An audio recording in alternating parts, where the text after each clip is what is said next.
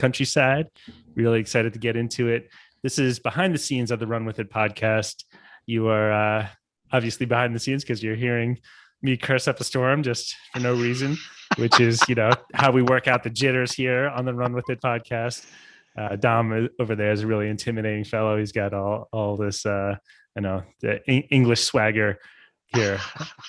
But yeah, if you would like to listen to the polished version of this episode where we're not just cursing nonstop, then you can download it on your podcast player of choice. It'll come out probably in a couple of weeks. We'd love to hear some feedback from you. If there are any swear words that we don't know, don't include those in the review because you'll get banned, apparently, according to Dom. And with that, I think we're ready to get into the episode. What do you think, Ethan? I think that sounds about right. Yeah, we're ready to rock. You ready, Dom? Yeah, ready. All right, let's do it. Welcome to Run With It, the show that brings you untapped business ideas from successful entrepreneurs. My name is Chris Justin, and I'm here with Ethan Janney. Ethan, how's it going? It's going good. Got the pressures on to bring up something interesting up here. NFTs. I've been really getting excited about NFTs lately, non-fungible tokens, the kind of art and collectible side of cryptocurrencies. Yeah, and I heard you made some money on some NFT, right? Yeah, it's kind of a lark. One of my buddies texted me about NBA Top Shot, which is one of the more popular NFTs out there. And I had 20 minutes to kill, so I signed up and flipped some Top Shot cards for $350. That's incredible. Not bad for 20 minutes of logging onto some platform and trying it out.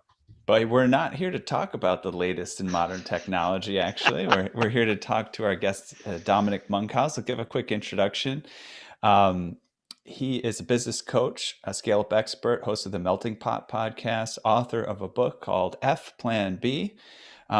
He's got an idea to start a country experience hotel, basically a place where you can go collect eggs from the chickens before they prepare your gourmet breakfast for you. So Dominic, tell me, what made you think of this idea? Is there a story behind it?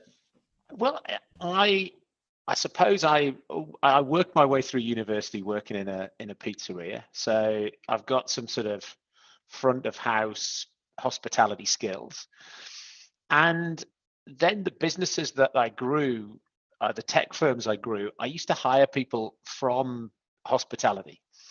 There's something about the resilience of people who've worked in a restaurant or a bar. I mean, would you do it if you didn't like people? Probably not. And maybe people are rude, or maybe the hours are long and the pay's not very high. And so I used to hire lots of people who came who'd worked in shops or stores or worked in restaurants or bars, and they had tech skills, but they had that sort of underlying hospitality. And I guess as a international traveler, normally 2020 being an exception, I would normally spend quite a lot of time in hotels. And we've got a sort of little hobby farm where we host our clients for their strategic retreats. And so if I wasn't doing business coaching, then maybe we could rent out rooms here. And so then, when you said, what would your business idea be? It's like, okay, well, I need to think about this on a grander scale. It would have to be large enough to pay the bills as opposed to just being a hobby. So I sort of thought, okay, well, I think I could scale this idea up. This could work.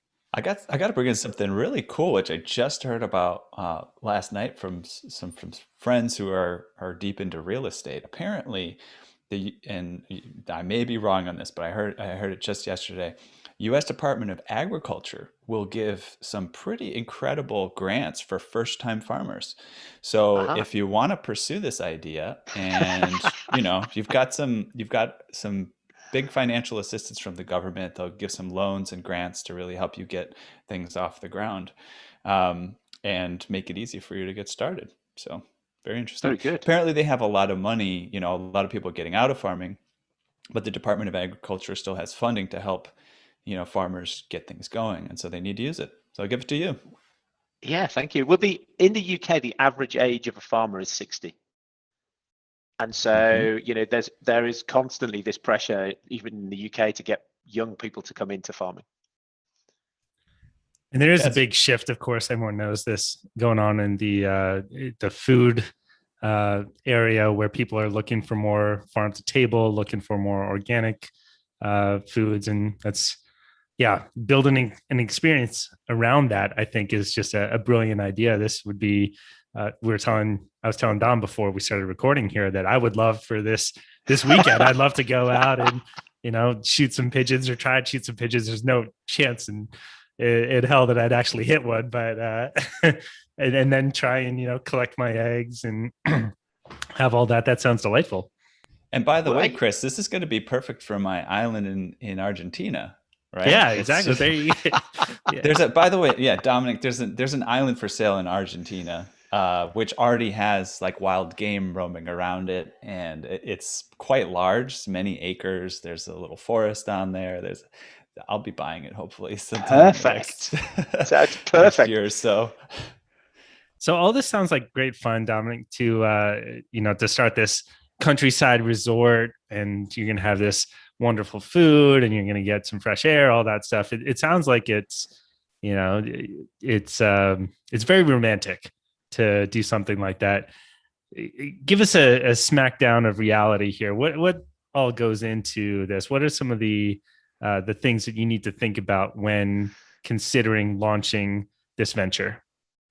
Well, I do think there's a scale thing, because you're gonna have to have it, like, how big does it need to be, right? So, like, how many rooms? I'm not sure that occupancy is going to be a problem. I think occupancy is going to be pretty good. It's about experiences.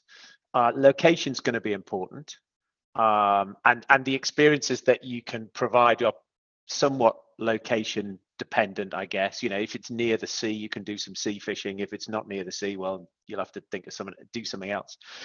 You need enough land, because if you're going to keep some cattle, and that's going to make a material difference to your restaurant bill, then you've got to have enough land. Cows, pigs take up a little bit of space. You probably need an acre per cow. Pigs, you can have a little bit more density. Chickens and geese, you don't need tons of space for them. We've got those roaming around here already.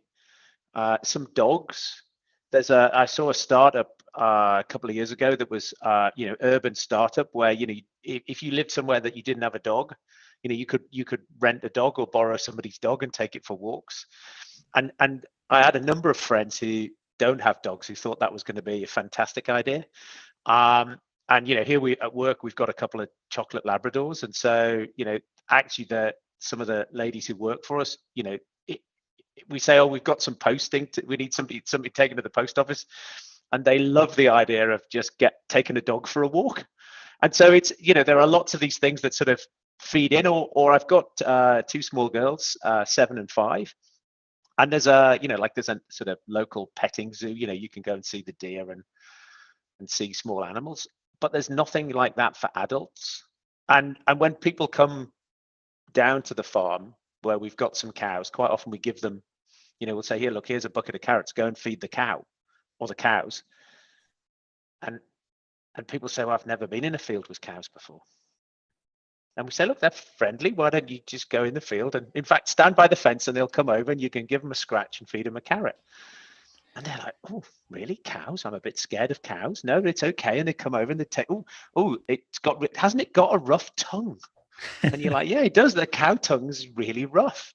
And so, like, you've seen these things when you're small children, but most adults never have, unless you're a farmer or you've spent your life in the country, you've never been and seen a cow close up or a pig close up. And it's fascinating. A couple of things I'm noticing. First of all, just a little bit off topic, but I think a great thing to point out. I recently read Principles by Ray Dalio, and he said something to the effect of, even though he's one of the richest guys in the world, that what's more important to him than money is working, with people that he enjoys working with, meaningful work, and kind of having that meaningful relationships and meaningful work. That's what he called it. And I'm really getting the sense from the way that you're presenting, how you interact with the people who work for you and the way you're trying to set up your life. You even said you bring people on business retreats at this kind of farm location. It sounds like you've got that under control. I really respect that. So the other thing I'll follow up with is I did a composting project back in New York City, and so I got to have firsthand look at the distance people have in an urban environment from exactly what you're talking about. Actually, in my apartment building, I went around asking people if they want to participate, giving their compost, and we would take it to be composted. And I talked to a woman who literally did not understand that food turns into soil. And I said, your food scraps. She said, oh, my food scraps. I always put them in a plastic bag and get them out of here as soon as possible. I was like, well, those are necessary for like the cycle of life, I said, that could turn into soil. And she's like, how do you turn it into soil? You put it in a blender? And I said, worms eat that food and then they poop it out and that's dirt. And she's like, oh my God, that's terrible. That's disgusting, and but it's fascinating, right? And we now are in an age where we have children growing up who, eat hamburgers and have no idea that actually comes from a cow, like all these things. It's and it's part of why our Chris and I care a lot about the future of the planet. It's part about why we're so disconnected from how badly the planet's going off track. We don't really understand the ecosystem and the cycle of life and all these things. So there's a lot of benefits to it. Okay, there's my little rant. Yeah, yes. I mean, I do find it slightly maddening when I hear when somebody says to me, I'm just staying on that sort of future of the planet bit, and they say, oh, we should give up beef. We should give up beef because beef's ruining the planet. And in the UK, 75% of agriculture is under ruminants as opposed to under crops. And that's because it wouldn't support any crops. And so if we didn't have those cows eating the grass because cows are amazing, they turn grass, something we can't eat, into beef, something that we can eat. And they're incredibly good at it. And we couldn't grow anything on the land that they eat. And then if you farm regeneratively, then you overcome soil erosion and a whole load of other stuff. So there's not only in touch with the animals that from your composting project, but there's also a whole what should farming look like so that we can feed the planet in a way that doesn't cut down the Amazon rainforest and grow soybeans and feed cattle and feedlots, which is just awful for everybody. It sounds like there's another way to do it. Dom, it sounds like you're passionate about this, and this could probably be a second idea that you bring into the show for a future conversation.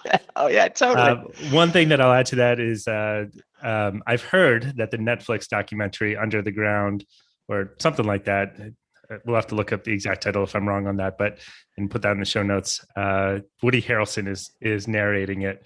You see his mug whenever I'm scrolling on Netflix, but that's probably a good resource to check out if you're interested in this sort of regenerative farming and doing this sort of thing. Let's bring it back to the hotels aspect of it, because one thing that I'm thinking about as you're describing the farmland, that's all, again, I'm playing bad cop here a little bit. That's all the things that make it cool and fun. Feel good.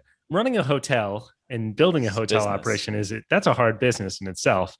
And if you're layering in this farm aspect of it, you highlighted this yourself. That's that's a challenge. It can take years to both build something out, to acquire the capital, to do everything required to run a hotel in itself. I'm going to jump into it a little aside for an example. While you're thinking about that, Dom, I've got an example too. I can give in a minute. Yeah, some numbers actually.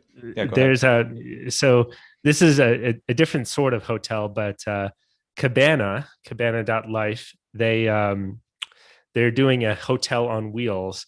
And I thought one of the interesting things about that is if you go to their homepage, there's this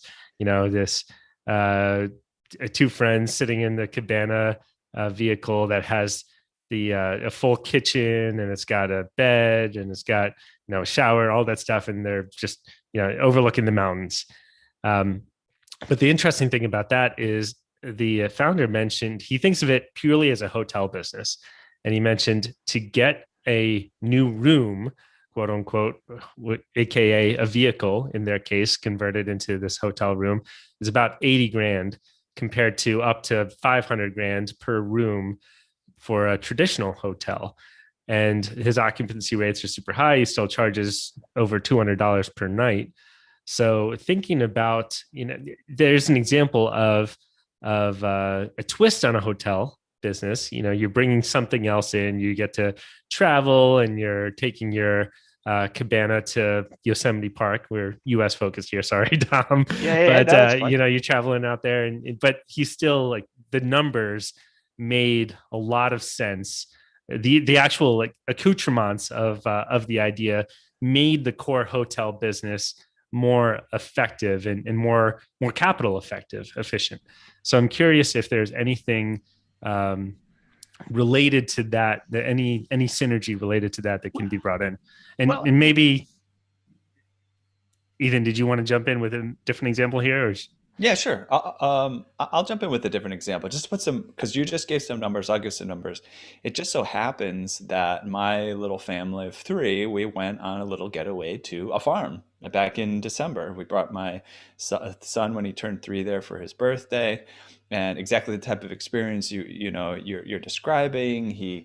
They had a little toy. They even had a little toy tractor that they brought over that he could play with, and they had chickens that we could go feed, and they had a fireplace, and we got to use the fireplace, and we roasted marshmallows, and we chopped our own firewood, and that was actually an exciting part of it. It wasn't like work. My wife got excited about chopping firewood. So just to put some numbers on it, though, we spent $350 for 3 nights. Now we were on the lookout for an incredible deal, and we thought that was a really great deal. And we had like a whole farmhouse to ourselves. We happened to, because there weren't other people staying there. So we only stayed in 2 bedrooms, but I think they had a 3-bedroom and a first floor and all this stuff. But I mean, a night, I think it's reasonable that you could charge per room, $150, $200. I think this has got to be way more than that. Yeah, do you think it's going to be more per night? So. Yeah, I think so. I would think so, because Chris will pay more. Chris will pay more. Yeah, I'll pay more. If I get to feed the cows and feel that rough tongue. It's $15 for the tongue experience. That's what you can charge for all those little things. Like, oh, you want to feel the cow's tongue? That's no. Come on, we're not going like budget airline style. Yeah, it'll be like the air. Yeah, exactly. Yeah, you got to fold back your seat. They're going to charge you, which you should never do, by the way.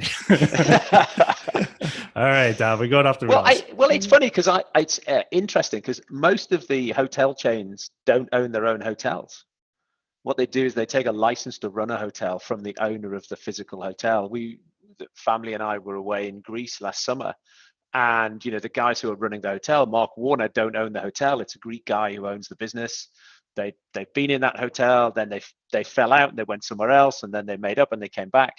And so if you have a concept that you can prove, you don't need the 500, whatever, you don't, potentially you don't need the millions of pounds to build a hotel. There might be a property you could take on, property you could rent, that would work. Or maybe you just scale down the whole thing, and if the farm that Ethan was on was 12 rooms or could hold 12 people, maybe that's it. And the thing is, if you had scarcity, maybe you get to charge a premium, right? So maybe it's like five-star farm, and it's only got 12 rooms. If it works, you'd probably be able to go and raise money and do it again and do it again.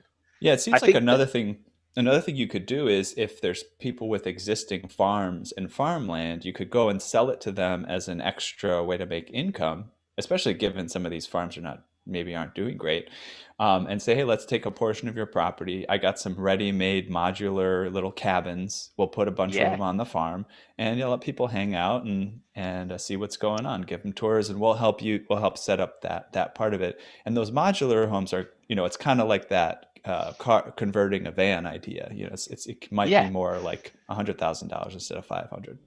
Well, in the UK, they've got that sort of cabin concept. There's called, I've forgotten what they're called. But there's a company called Featherdown Farms, and they put yurts on the farm. So it's that sort of temporary thing. You don't need planning permission, and they've got a there's no electricity, but there's a log fire, and so you don't need to have run water and utilities out to it, and that is a quite expensive way to go and stay in a tent. So I know there's a demand. But I was thinking about Chris's comment, which was, what's the biggest challenge? And I think that it's probably the people, right? Because it's a hospitality business, and so it could look great in the brochure, but you turn up and it's the interaction that you have with the people that you meet whilst you're there that is, if you think about a hotel or a restaurant, you go out for dinner. It's not necessarily the fact that the wallpaper is amazing or the quality of the table and the chairs and the cutlery. They don't necessarily make a great night. You can go out with a group of mates and the server in your restaurant can make or break the night. And I remember doing some work, or looking at something like the Gallup Strength Profile, which is a way in which Marriott, I think, had used to identify the staff that they wanted to take back of house and put front of house. But I lived and worked in San Antonio in Texas for a little while. But before I was living there, I went to La Mencion, which is a hotel down on the Riverwalk. And I remember, ringing down in the morning and saying, look, I've looked at the menu, but I could really just do with some plain yogurt, some natural yogurt and some fruit. Could I have that, please? And so this lady, Maria, said, yes, not a problem at all. And she sent up enough food, well, like a gallon of yogurt and enough fruit for about a family of 5 for a week. And so I ate what I needed and I just, left the rest. And the next day I rang down and said, is that Maria? Could I have the same again? And she said, oh, Mr. Monkhouse, I'm so pleased you called, because yesterday your food came back down and it looked like you hadn't touched it. And I was really worried that I hadn't understood what you wanted. And it's like, most of the time, I would say 99% of the time, I've never been in a large hotel where I've spoken to the same person twice. And so rarely do you ever speak to anyone who cares what you think, or cares enough to have the conversation with you. And so it's, I think it's people like Maria that you want to go and hire. You want people who love delivering great service. And then if you can drop them in an environment where some of them are cooking and maybe you're running cookery courses, or some of them, have got a shotgun license and can take you out clay pigeon shooting, or somebody knows the forest well and can take you out foraging. I think you can have people who can do both. And my experience of people like that is they love to share their knowledge with other people. And certainly when clients come here, occasionally people say, I don't like dogs, but mostly they'd rather have the dogs in with us whilst we're doing work because somebody wants to, stroke the dog. Or people are always fascinated when the geese walk past the door, or when you can hear the cockerels crowing, or the cows walking past. And I love sharing what I know about the animals that we have here. And so I just think it's that you've got to decide. You're probably how much you charge per night is probably driven by 1, 2, 3, 4, 5 stars. There's a thing about the quality of the accommodation and the food, but I think you'll get a premium for the experience, and I think the experience will drive your occupancy rate up. I was really hoping that you were going to get into how you were going to find this star cow that's like really genial. Everyone loves the cow. It's got the roughest tongue that you've ever felt. I tell you what, one of ours is called Moody Cow. That's not her pedigree name, but she's just miserable. She's for the 6 years we've owned her, she's just been bloody miserable. Yeah, people should come for miles to come see the cow, right? That should be a big draw. So coming back to the idea of the business itself, the hotel business, I've gotten an example that I've personally been a customer of. It's in slightly different industry. It's the restaurant business.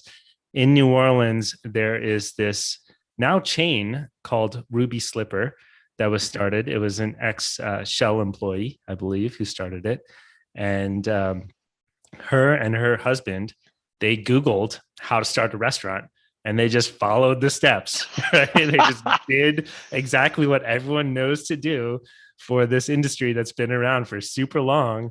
And that always struck me as, if you just actually do the things that everyone knows to do, that you can probably be pretty successful. I think that would probably be true in the hotel industry. Well, I you look at shows like Ramsay's Kitchen Nightmares, and he walks into a restaurant, and you think these people who run restaurants never watch these shows, right? Because he turns up, these shows have been on for decades, and he turns up and he goes, yeah, you've got 350 items on your menu. How can you possibly cook them all well?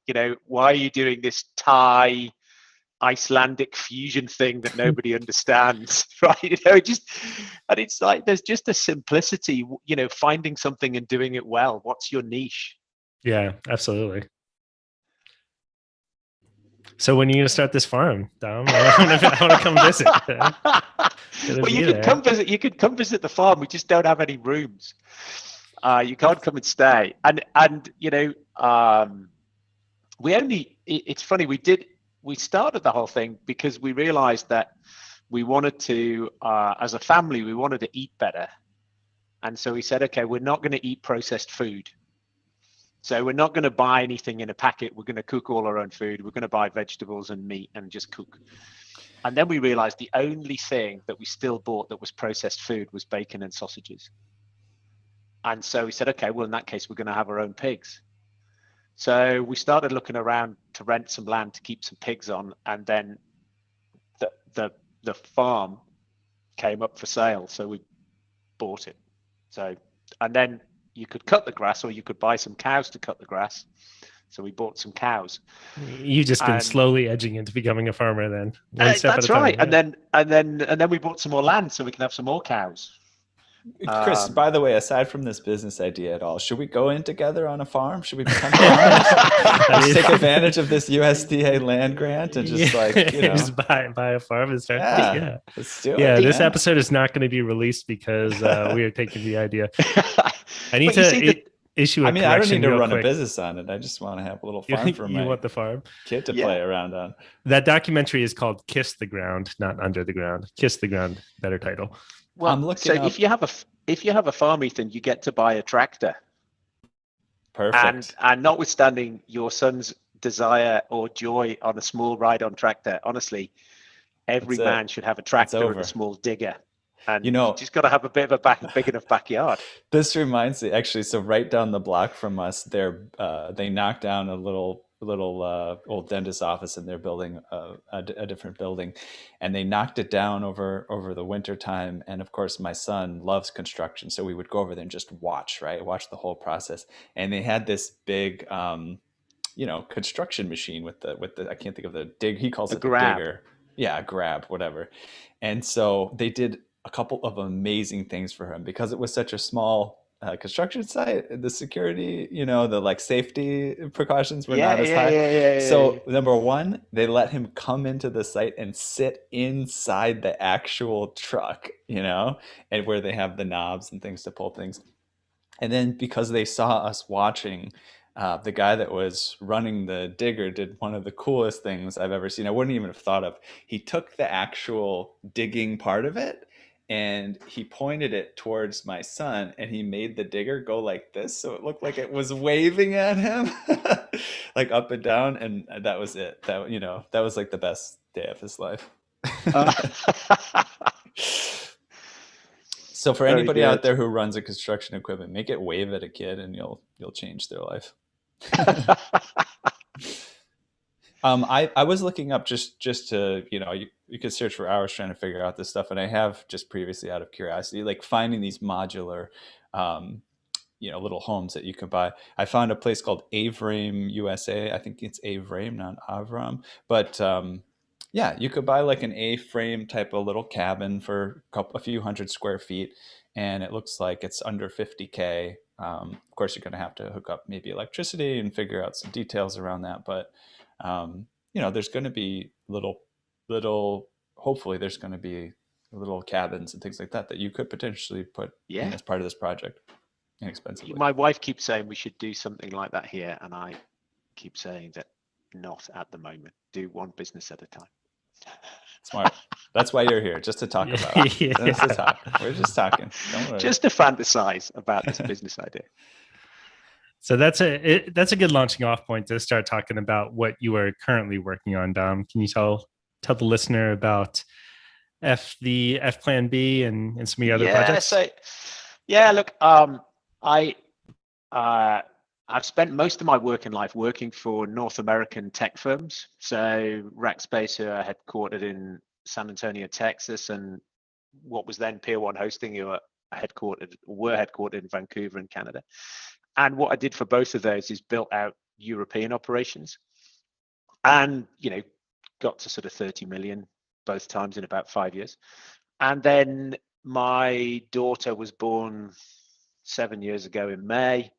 And I just left Pier 1 just before she was born. And what I do now is I coach CEOs of tech firms. We've got clients in US, UK, France, Spain, Australia, and coach the leadership team of those firms to get really clear on their business model. Because everyone has a business plan. So everyone has an Excel spreadsheet that says, I don't know, we're 10 million or 30 million, and we want to be 60 million or 90 million, 200 million. They don't necessarily know quite how they're going to get there. And year over year, they're often disappointed with what progress they haven't made towards their Excel madness spreadsheet idea. And so I work with them to get really clear on what their business, who their core customer is, and what their niche is. And we sort of, this conversation we're having about the hotel is very reminiscent of sort of coaching conversations I have with clients. Who is your customer? What will they value? Why will they pay that? Why would they darken your door? And F Plan B was a book I wrote last year, which was what had I learned from, what are sort of the principles behind the success that I've had, and really the sort of having plan A. I don't know, sort of burning your boats, having no retreat. Forces people to be really, really clear on they've only got one option, which is to go forward, and they can't go backwards. So it's not, you can't be half in. You've got to be all in, no plan B, and so you better get plan A, better be right, and then commit to it. So how could we force ourselves to commit to this project? Us as a hypothetical, how what would it be? Would it be buying the farm in the first place, or would it be how would you make sure getting some investors? Is this like an investor type of business? 'Cause that's definitely a big step. If you raise funding for a project, then it's kind of got to go forward because people are relying on you. Yeah, well, the team that provide our outside catering for the events that we run also have a couple of pubs and a hotel, but the lady that runs it has got private investors to fund the hotel. So the hotel is owned by a group of investors, and then she runs it. And the return that they get for owning the hotel is better than if they put that money somewhere else. I guess they get to go and stay at the hotel as well. I hadn't asked her whether, but I bet they do. And it was interesting because they needed some money last year as a result of COVID, because they couldn't serve food indoors. And so one of the things that they did is they stuck up a massive tent, and they started doing picnics by the river. So actually for the months last year that they could trade, turnover was up, because they were able to go back to their investors and say, look, can we have some more money? We've got this other idea, and push on. And I think if you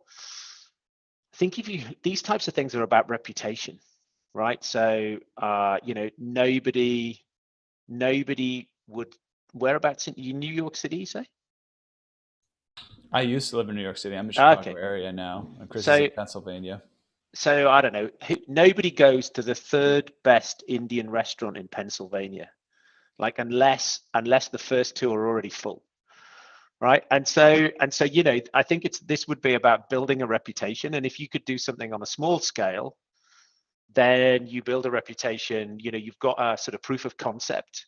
And then I think you could go and do it bigger. So if you took the sort of 12-bedroom farmhouse that you were talking about, Ethan, you could prove that occupancy rates were high relative to the cost of the rooms. Your return on investment was better. And then you could then sort of, then you've got a business model. You can say, right, now we're going to do the cabins, and we're going to go out and find farmers, and the whole thing looks like this. And then you go out and you could get the whole thing invested.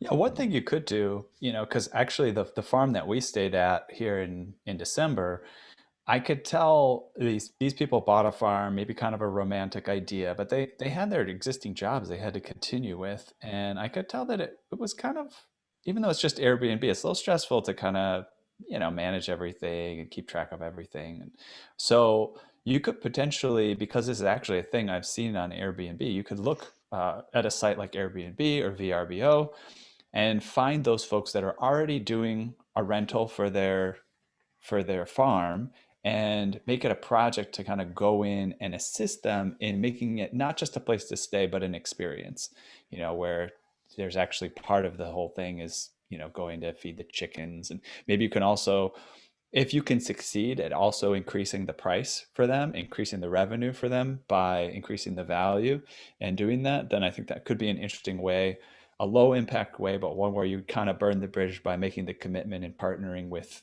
those people to get started. I think you're right. It's a bit like Chris was saying with the sort of the checklist for running a restaurant. We did, when we used to live down in the village, we had sort of two cottages that were knocked together, but you could separate them. And so we did rent it out occasionally. And the first person who came to stay was a guy who his job was to advise people on how to get the most from their Airbnb rental.